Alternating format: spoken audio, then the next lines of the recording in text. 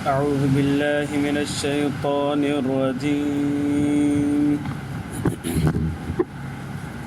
بسم الله الرحمن الرحيم. والذين إذا ذكروا بآيات ربهم لم يخروا عليها صما وعميانا والذين يقولون ربنا هب لنا من أزواجنا وذرياتنا قرة أعين وجعلنا للمتقين إماما. درود شريف. اللهم صل على سيدنا محمد وعلى آله وسلم. رب زدنا علما.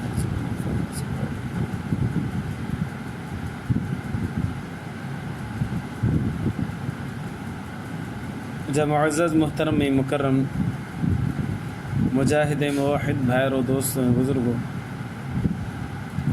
सूरत फ़ुरक़ान 19 सिपारो सूरत फ़ुरक़ान जो आख़िरी रुकू आहे।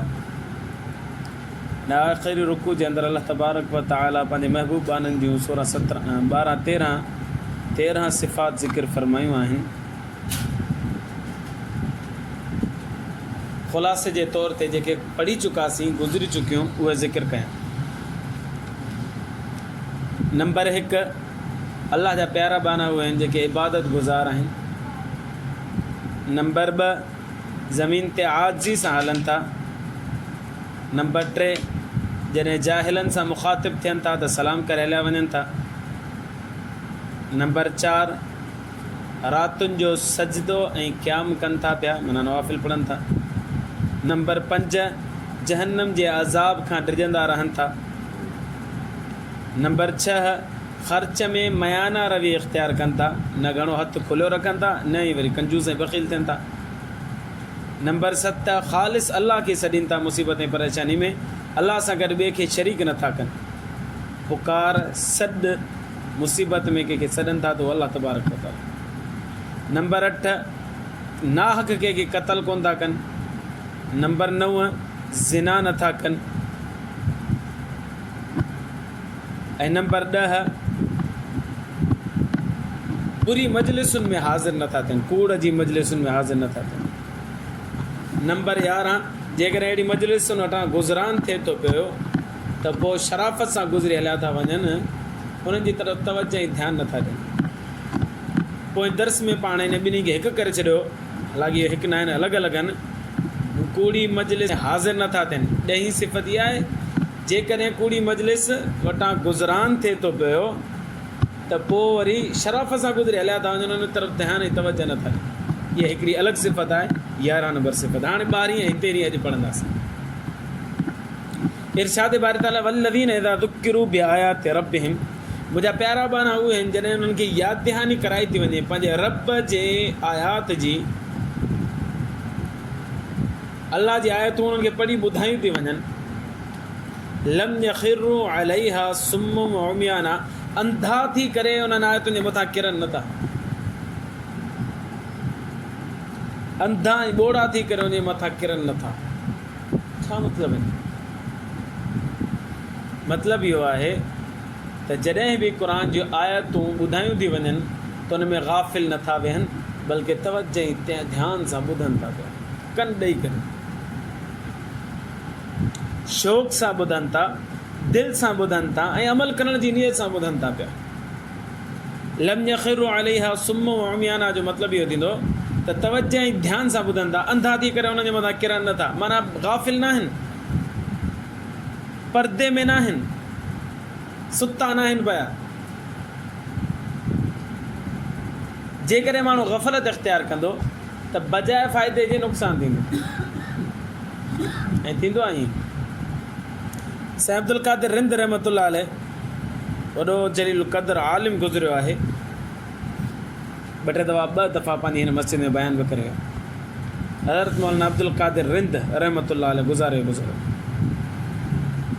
वो फरमाया पियो मां तकरीर कयां पियो नवाब शाह में त मूं तकरीर में चयो बाबा व्याज हराम आहे, व्याज जे वेझो न वञिजो, व्याज न खाइजो। हिकिड़ो उर्दू स्पीकिंग वीचारो पोइ हिते वेठो हुजे, उन निंड में झूठा बि खाए। साईं चयो व्याज हराम आहे, व्याज न खाइजो। सुबुह जो उहो उर्दू स्पीकिंग छा थो करे, राति जो वञी सुबुह जो घर में घरवारी सां विड़ी पियो ऐं हिकिड़ी ॿोरी भरी पई हुअसि बसर जी, उहा खणी करे घर मां ॿाहिरि सट छॾियो, उछले छॾियो। घरवारी चयो तूं छो थो उछली बसर खणी ॿाहिरि? ऐं जो बाबा राति मौली साहिबु तकरीर पिया कई, मौली साहिबु चए पियो त प्याज़ हराम आहे, प्याज़ जे वेझो न वञिजो, प्याज़ न खाइजो। जॾहिं पुछरायो वियो त पोइ ख़बर पए थो आहे प्याज़ न पियो चए, व्याज चए पियो। पर छा आहे जो वीचारो दोस्त निंड में हो, थोरो ग़फ़लत में हो, त हुनखे प्याज़ व्याज जे बदिरां प्याज़ सम्झ में आयो ऐं पोइ घर में वञी करे बसर सभु खणी ॿाहिरि अचे। त अलाह जा प्यारा बाना उहे आहिनि जॾहिं नसीहत वारूं आयतूं पढ़ी थियूं वञनि त तवजह ध्यान सां ॿुधनि था पिया, निंड में ग़फ़लत में न आहिनि। जेकॾहिं निंड में ग़फ़लत हूंदी त पोइ नुक़सानु थींदो बजाए फ़ाइदे जी। ऐं हिकिड़ी ॻाल्हि इहा बि आहे त जेका ॻाल्हि तवजह ऐं ध्यान सां ॿुधबी आहे न, उहा ॻाल्हि कननि जे ज़रिए सां दिलि ते वेहंदी। सम्झण जी नियत सां, अमल जी नियत सां माण्हू वेहंदो त उहा कननि जे ज़रिए सां दिलो दिमाग़ में पेवस्त थी वेंदी। ऐं जॾहिं ग़फ़लत सां वेहंदो त पोइ दिलि में पेवस्त कोन थींदी। कॾहिं कॾहिं ईअं थींदो आहे जो हिकिड़ी का तव्हां ॻाल्हि करे छॾियो न ऐं उहा नसीहत भरी ॻाल्हि हुजे त कई साल गुज़री वेंदा पर ॻाल्हि अॻिले खे यादि रहंदी। तवजह ऐं ध्यान सां माण्हू ॿुधंदो। मां दर्स ॾियणु वेंदो हुउसि हुसैनाबाद में, पठान ॻोठ, हुते दर्स ॾियणु 2-3 साल मूं हुते दर्स ॾिनो, मुसलसल हर हफ़्ते वेंदो हुउसि दर्स ॾियणु। दर्स मुंहिंजो ख़तमु थी वियो। हाणे हिकु दफ़े हिकिड़ो नौजवान उन ॻोठ जो को फोतगी थी वई हुई ऐं शादी, मां हुते वियोसि त हाणे उहो मूंखे हिते छॾणु पियो अचे मोटर साइकिल ते विहारे। हिकिड़ी हुन अहिड़ी ॻाल्हि कई जेका मूं हुते दर्स में ॻाल्हि कई पर मूंखां बि विसिरी वई। कई ॻाल्हि मूं हुई पर मूंखां विसिरी वई, पर हुन मूंखे यादि ॾियारी, बल्कि हुन मूंखे ॿुधायो कि माण्हू जे बारे में ॿुधाई त इन माण्हू खे ईअं ख़तमु करे छॾींदासीं या ईअं सफ़ा हस्ती सां मिटाए छॾींदासीं जे पहिरियनि 15 सिपारनि में लफ़्ज़ कला आहे ई कोन, मिटियल आहे। मूं हुनखे चयो तोखे कीअं ख़बर पई त पहिरियनि 15 सिपारनि में कला लफ़्ज़ कोन्हे? हुन चयो साईं तव्हां त ॿुधायो दर्स में, जो मूं कॾहिं ॿुधायो? तव्हां हिकु दफ़े दर्स में ॿुधायो त हज्जाज बिन यूसुफ वटि हिकिड़ी औरत आई। हज्जाज बिन यूसुफ वॾो ज़ालिम हो, माण्हुनि खे क़तल कंदो हुओ, शहीद कंदो हुयो। त हिकिड़ी औरत अची हुनखे धमकी ॾिनी ऐं धमकी ॾिनई त हज्जाज सुधरी वञ, न त अलाह साईं तोखे ज़मीन तां ईअं ख़तमु करे छॾींदो जे पहिरियनि 15 सिपारनि में कला लफ़्ज़ ख़तमु करे छॾियो अलाह साईं। इहे लफ़्ज़ मूंखे यादि न साईं। तवजह सां माण्हू ॿुधंदो त कई अरसे ताईं यादि रहे थी पई। पहिरियनि 15 सिपारनि में कला जो लफ़्ज़ कोन्हे, पोयनि 15 में कला शुरू थिए थो। वल्लज़ीन इज़ा ज़ुक्किरू बिआयाति रब्बिहिम, मुंहिंजा प्यारा बाना उहे आहिनि जॾहिं रब जूं आयतूं उन्हनि खे ॿुधायूं थी वञनि, पोइ दर्स जे ज़रिए सां हुजनि, वाज़ो नसीहत जे ज़रिए सां हुजनि, बयान जे ज़रिए सां हुजनि, त लम यख़िरू अलैहा सुम्म व उम्याना, अंधा ऐं ॿोड़ा थी करे उन्हनि जे मथां किरी नथा पवनि। छा मतिलबु? तवजह ऐं ध्यान सां ॿुधनि था पिया ऐं होशियारु थी करे वेठा आहिनि, सफ़ा ग़ाफ़िल ऐं ग़फ़लत में न आहिनि वेठा। इहा 12वीं सिफ़त अल्लाह जे प्यारनि बारे। 13वीं सिफ़त वल्लज़ीन इज़ा ज़ुक्किरू वल्लज़ीन यक़ूलून रब्बना हब लना मिन अज़वाजिना व ज़ुर्रिय्यातिना क़ुर्रत अयुन। अल्लाह से फरमाए तो मुंहिंजा प्यारा ॿार उहे आहिनि जेके हीअं दुआ घुरनि था पिया, रब्बना हब लना मिन अज़वाजिना व ज़ुर्रिय्यातिना, अल्लाह असांखे ॾे असांजूं घर वारियूं ऐं असांजो औलाद अहिड़ो जो क़ुर्रत अयुन, असांजे अखियुनि जो ठार हुजे। अल्लाह असांखे घर वारियूं बि अहिड़ियूं ॾे ऐं औलाद बि अहिड़ो ॾे जेको असांजे अखियुनि जो ठार हुजे। अखियुनि जो ठार जो मतिलबु छा आहे? इन जा ॿ मतिलब आहिनि। हिकिड़ो मतिलबु इहो आहे त घरवारी ऐं औलाद एॾा नेक ऐं साले हुजनि, एॾा परहेज़गार हुजनि, एॾा मुतक़ी हुजनि जो असांजो दिलि ख़ुशि हुजे, परेशानी न हुजे। घरवारी नमाज़ कोन थी पढ़े, अहिड़ो माहौल न मिले असांखे, या औलाद नमाज़ खां ई परे आहे, अहिड़ो माहौल न मिले असांखे। असांजो औलाद नेक ऐं साले हुजे, नमाज़ जो पाबंद हुजे, क़ुर जो तिलावत कंदड़ हुजे, ज़िक्र फ़िक्र करण वारो हुजे, बसि उन्हनि खे ॾिसूं, असांजूं अखियूं ठरनि, दिलि ठरे भाउ, असां मुतमइन हुजूं त असांजी घरवारी बि साले आहे, औलाद बि साले आहे। हिकिड़ो मतिलबु इहो आहे। ॿियो मतिलबु इहो आहे त दुनियावी तंदुरुस्ती ऐं सिहत बि उन्हनि खे हुजे, मईशत बि उन्हनि जी तंग न हुजे। सिहत जे एतबार सां बि घरवारी ऐं औलाद सिहतमंद हुजनि, रिस्क जे एतबार सां बि अलाह सां हुनजो रिस्क खोलियल हुजे, कॾहिं बुख ते न वेहनि, तंग दस्त ऐं परेशान न थियनि। त जेकॾहिं औलाद ऐं घरवारी इहे सिहतमंद हूंदा, उन न हूंदी, परेशानी न हूंदी, उन्हनि खे रिस्क उन्हनि जो पंहिंजे हिसे जो पियो मिलंदो या वाफ़र में किरदार में हूंदो, बरक़त वारो हूंदो, त बि वालदेन जो अखियूं ठरंदियूं, पीउ माउ जो अखियूं ठरंदियूं, मुड़ुस जो अखियूं ठरंदियूं। कुर्रत अयुननि जा इहे ॿ मतिलब आहे। अलाह असांखे औलाद घरवारियूं बि अहिड़ियूं ॾे ऐं औलाद बि अहिड़ो ॾे जो असांजूं अखियुनि जा ठार हुजे। वजअलना लिलमुत्तक़ीन इमामा, ऐं हीअ बि दुआ घुरनि था पिया मुंहिंजा प्यारा बन, अलाह असांखे मुत्तक़ीन जो इमाम ऐं अॻुवाण बणाए।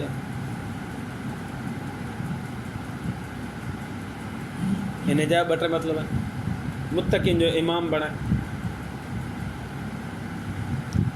हर हिकु माण्हू पंहिंजे घर जो वॾो आहे, अॻुवाण आहे, इमाम आहे। जॾहिं उन्हनि जी औलाद मुत्तक़ी सालेह थी वञे हुजे ऐं घरवारी बि मुत्तक़ी सालेह हुजे, त हीउ त अॻुवाण उन्हनि जो हूअं ई आहे। मुड़ुसु पंहिंजी घरवारी जो इमाम आहे ऐं पीउ पंहिंजी औलाद जो इमाम आहे, पंहिंजे घर जो वॾो आहे, इमाम आहे। लिहाज़ा वजअलना लिलमुत्तक़ीन इमामा, उनजी मातहत जेके बि आहिनि औलाद ऐं घरवारी, इहे सभु मुत्तक़ी परहेज़गार थींदा त ऑटोमेटिकली इमाम थी वेंदो। अलाह मूंखे मुत्तक़ीन जो इमाम बणा, माना उनखे नेक ऐं सालेह बणा घर वारनि। हिकिड़ो मतिलबु इहो।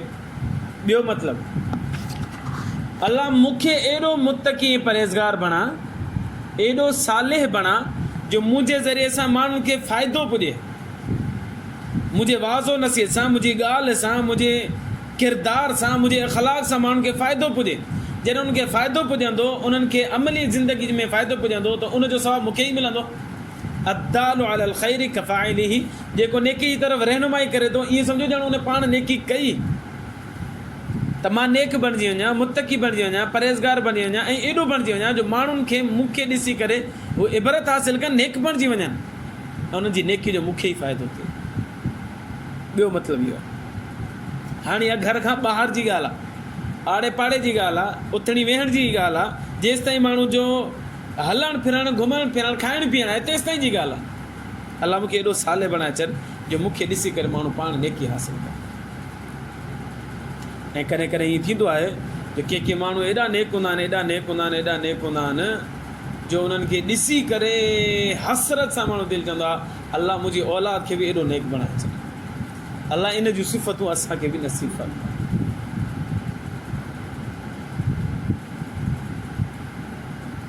हिकिड़ो नौजवान आहे, कई अरसो पहिरीं बि ॾिठो, वरी ॿ साल थी विया, वरी कोन मूं ॾिठो आहे। ॾाढो साले आहे, ॾाढो नेक आहे। ॿुधो अथमि त हिते पंहिंजे अली पैलेस खां नसीम नगर चौक खां थोरो हेठि हलंदासीं, हिते फ्लैट ठहियल आहिनि, हिते चिप्स कपाए थो पिया। अॻे बि शायदि मूं पहिरीं ॻाल्हि कई आहे। पटको ॿधे थो, नौजवान छोकिरा इंटर हाणे पूरी कई अथई, पटको बि ॿधे थो, माशाल्लाह दाढ़ी बि रखी छॾी अथई, 20-22 साल हुनजी उमिरि थी वई आहे। जॾहिं हुनजी उमिरि 13-14 साल हुई त हुन पटको ॿधणु शुरू कयो। सुन्नत मुताबिक़ पटको ॿधंदो ऐं दाढ़ी जीअं अचणु शुरू थी त हुन दाढ़ी बि छॾे ॾिनी। स्कूल वेंदो हो, पेंट शर्ट पाए करे वेंदो हो, पटको मथां हणी वेंदो, पेंट शर्ट ते पटको। हुनखे ॾिसण खां पोइ, तव्हां ॾिसो, मूं हुनखे कई दफ़ा ॾिठो, हुनखे ॾिसण खां पोइ अंदर में हिकिड़ी ईमान जी लहर दौड़जी वेंदी, घुमी वेंदी हुई।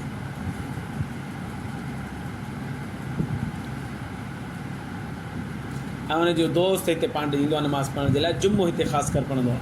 उहो हुनजो मूंखे ॻाल्हियूं ॿुधाईंदो आहे, जंहिं ॾींहुं हुनजी ॻाल्हि मां ॿुधी न मुंहिंजी निंड फिटी वेंदी, साईं एतिरो नेक आहे, एतिरो नेक आहे। उन ॿिए खां हुनजी ॻाल्हि ॿुधां थो, मुंहिंजे दिमाग़ ते एॾो असरु थींदो आहे, एॾो असरु थींदो आहे जो हर वक़्तु हुनजी उहा ॻाल्हि मूंखे फिरंदी आहे पई दिमाग़। अलाह असांखे बि अहिड़ो नेक बणजण जी तौफ़ीक़ अता फ़रमाए। ॿियो मतिलबु इहो, वजअलना लिलमुत्तक़ीन इमामा, अलाह साईं असांखे मुत्तक़ीन जो इमाम बणा, माना एॾो नेक ऐं साले बणा जो असांखे ॾिसी करे माण्हू इबरत हासिलु कनि, नेकी हासिलु कनि, तक़वा हासिलु कनि, हुन जी नेकी जो असांखे फ़ाइदो थिए। ॿियो फ़ाइदो, अञा टियों फ़ाइदो बि बुज़ुर्गनि लिखियो आहे, टियों मतिलबु इन जो लिखियो आहे। टियों मतिलबु इन आयत जो इहो आहे, वजअलना लिलमुत्तक़ीन इमामा, अलाह असांखे इक़्तिदार ॾे, हुकूमत ॾे, असांखे इमाम बणा, माण्हुनि जो रियासत जो इमाम बणा, ऐं पोइ असां उन्हनि जी ख़िदमत कयूं ऐं असांजी ख़िदमत जो फ़ाइदो अवाम खे पुॼे। सिर्फ़ु असां इक़्तिदार में अचूं इन नियत सां, या उरूज ते अचूं इन नियत सां, या रियासत में हुक्मरान थियूं इन नियत सां त माण्हुनि जी ख़िदमत कयूं, उन ख़िदमत जो फ़ाइदो असांखे थींदो। यकीननि चारि माण्हू जेकॾहिं चारि माण्हुनि जे लाइ असां आसानी जो सबबु बणिजंदासीं त उहे असांखे दुआऊं कंदा, पर दुआऊं न बि कनि न, असां हुनजे लाइ आसानी जो सबबु बणिजंदासीं, अलाह सां हुनजो ज़रूरु असांखे उजूरो अता फ़रमाए। त टियों मतिलबु इहो आहे त वजअलना लिलमुत्तक़ीन इमामा, असांखे रियासत जो इमाम बणा, हुकूमत असांखे ॾे, त असां माण्हुनि खे फ़ाइदो ॾियूं ऐं हुनजे फ़ाइदे जो अजर यकीननि अलाह तबारक व तआला असांखे अता फ़रमाए। हज़रत शेख पीर ज़ुल्फ़कार अहमद नक्शबंदी दामत बरकातुहुल आली लिखियो पंहिंजे हिकिड़े किताब जे अंदरि, तरबियत औलाद के सुनहरी उसूल, उन किताब जे अंदरि साईं लिखियो त हीअ आयत सूरत फ़ुरक़ान आयत नंबर 73-74, हीअ आयत जेको बि माण्हू निमाज़ में सूरत आख़िरी अतयात में दुरूद शरीफ़ खां बाद में रब्बी जल्नी पढ़ंदा आहियूं, रब्बी जल्नी खां बाद में हीअ दुआ पढ़े के अल्लाह तबारक व तआला हुनखे नेक ऐं साले घरवारी नसीब फरमाईंदो ऐं नेक ऐं साले औलाद नसीब फरमाईंदो। पर जेकॾहिं औलाद मिली चुको आहे, घरवारी मिली चुकी आहे, ऐं पोइ वरी उहा साले कोन्हे, नमाज़ी कोन्हे, नमाज़ कोन थी पढ़े, या औलाद आहे नमाज़ कोन थी पढ़े, त तवज्जो ऐं ध्यान सां इन जॻह ते जेकॾहिं हीअ आयत पढ़बी त असांजो घरवारी बि असांजे अखियुनि जी ठार बणिजी वेंदी, असांजो औलाद बि असांजे लाइ अखियुनि जो ठार बणिजी, औलाद बि फर्मा बरदार, घरवारी बि फर्मा बरदार। हे एज़ अ वज़ीफ़ो जेकॾहिं हिन आयत खे पढ़ियो वञे रब्बी जअलनी खां बाद में, इंशाअल्लाह ज़रूरु फ़ाइदो थिए, ज़रूरु फ़ाइदो। पोइ हिकु दफ़ो पढ़े, ॿ दफ़ा पढ़े, 5 दफ़ा पढ़े, 7 दफ़ा पढ़े, का बि हद कोन्हे, जेतिरा दफ़ा पढ़ो 100 दफ़ा पढ़ो, इन जॻह ते 100 दफ़ा जी बि इजाज़त आहे। हुन खां बाद में सलाम वरायो, अलाह साईं हिन जे नतीजे में अव्हांखे औलाद ऐं घरवारी अखियुनि जो ठार करे अता फ़रमाए।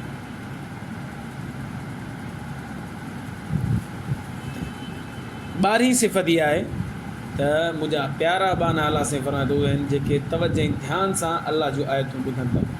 13हीं सिफ़त ऐं आख़िरी सिफ़त इहा आहे त उहे दुआ घुरनि था। दुआ कहिड़ी आहे? दुआ जो हिकिड़ो हिसो आहे त अलाह औलाद ऐं घरवारी अखियुनि जो ठार करे ॾियणु फरमा। नंबर 2 असांखे मुत्तक़ीन ऐं परहेज़गारनि जो इमाम करे फरमा।